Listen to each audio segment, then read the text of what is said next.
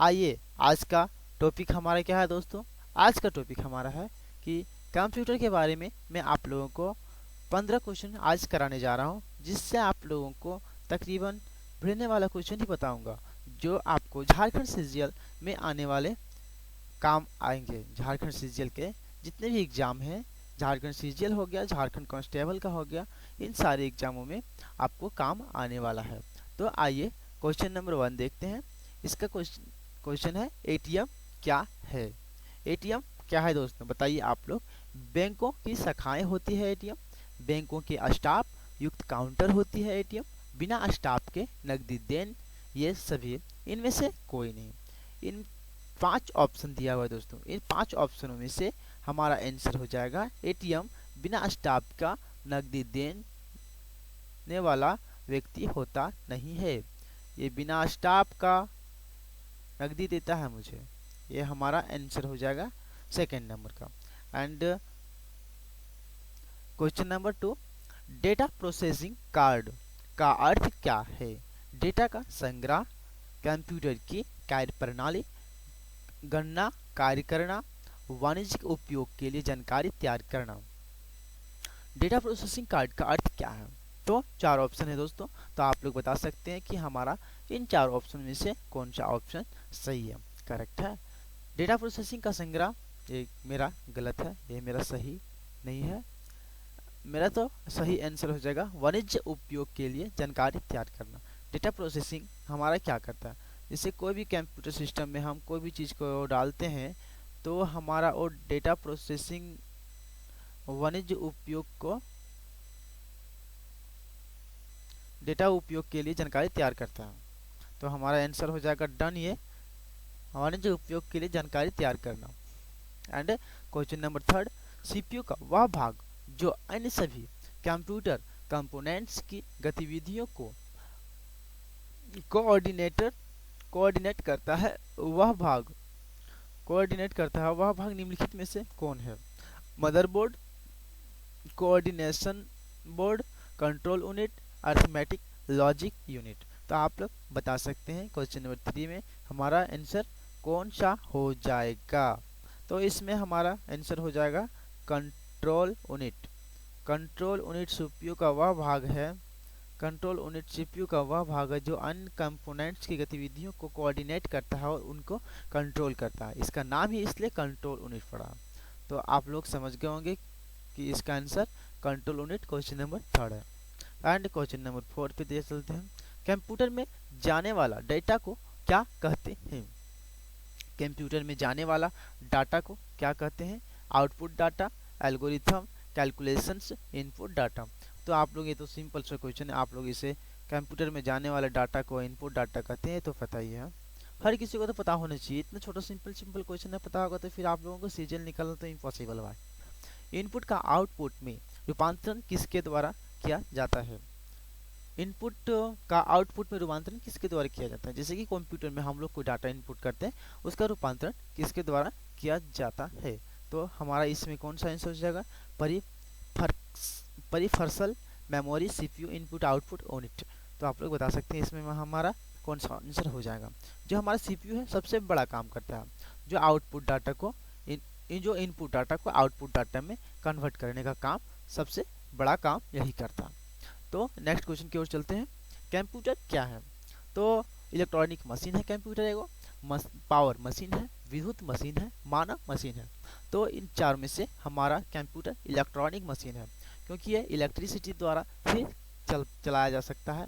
Electricity के बिना इसका कोई काम नहीं हो सकता, यह इलेक्ट्रॉनिक मशीन है। एंड क्वेश्चन नंबर नेक्स्ट पे चलते हैं। क्वेश्चन नंबर 7 पे, कंप्यूटर की विशेषताएं या कार्य निम्नलिखित में से एक नहीं है। डेटा संकलन करना, डेटा संचयन करना, डेटा संसाधन करना, डेटा आकलन करना।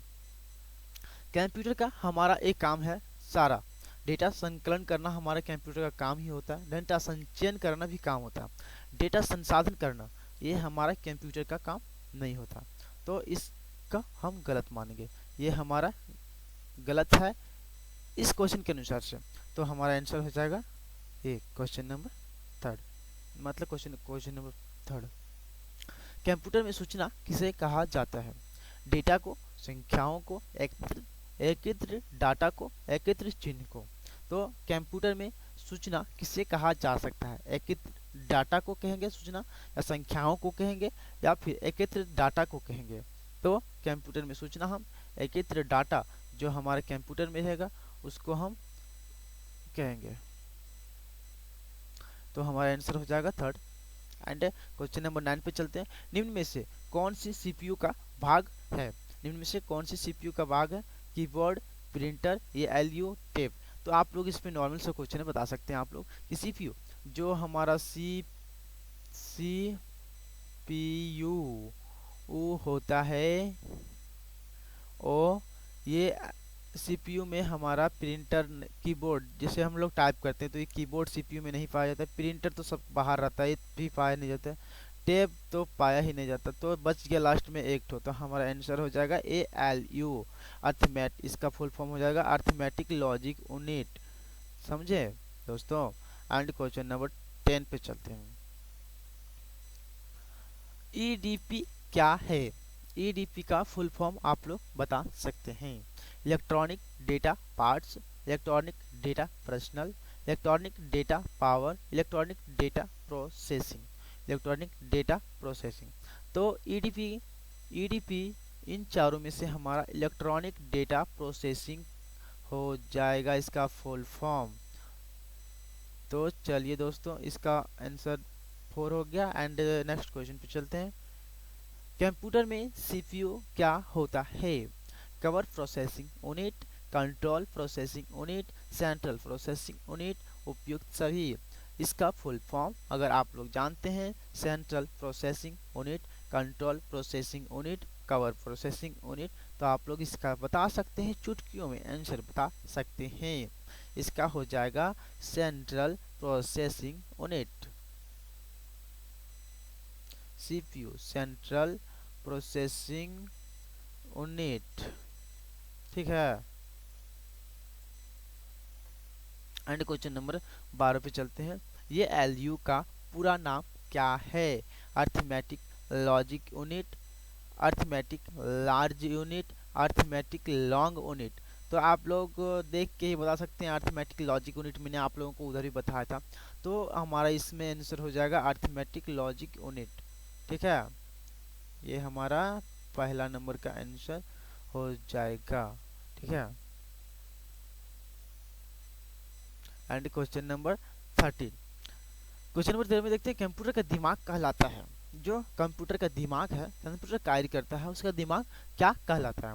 तो आप लोग बता सकते हैं कि कंप्यूटर का दिमाग क्या कहलाता है? सीपीयू कहलाता है कंप्यूटर का दिमाग, मॉनिटर कहलाता है, मॉडेम कहलाता है, सॉफ्टवेयर कहलाता है। हमारे हिसाब से क्या, किताब के हिसाब से सीपीयू कंप्यूटर का दिमाग कहलाता है, जो सारा काम करने का कार्य करता है। तो सीपीयू कंप्यूटर का दिमाग कहलाता है। मानव मन तथा कंप्यूटर में किसकी गति अधिक है? तो आप लोग बता सकते हैं हम लोगों का मन, जैसे मानव का मन और कंप्यूटर की गति में से किसकी गति सबसे अधिक होती है? तो ये तो नॉर्मल बात है, किसी को भी पता होना चाहिए कि मानव मन जो है ना, कि पल भर में दुनिया घूम सकती है, ब्रिटिश जा सकती है, लेकिन कंप्यूटर पल भर में नहीं जा सकती है। मानव मन सबसे अधिक ताकतवर काम है कंप्यूटर की तुलना में। मनुष्य का स्मरण शक्ति कंप्यूटर की तुलना में होती है क्या? अधिक होती है, सामान्य होती है, उच्च होती है, औसत होती है, या निम्न होती है? दोस्तों मनुष्य का स्मरण शक्ति कंप्यूटर की तुलना में तो कम ही होगी ना, इसलिए मनुष्य की शक्ति कंप्यूटर की तुलना में सामान्य होती है, ना ही अधिक होती है, ना ही ज़्यादा कम होती है, बहुत सामान्य होती है, ठीक है। तो आज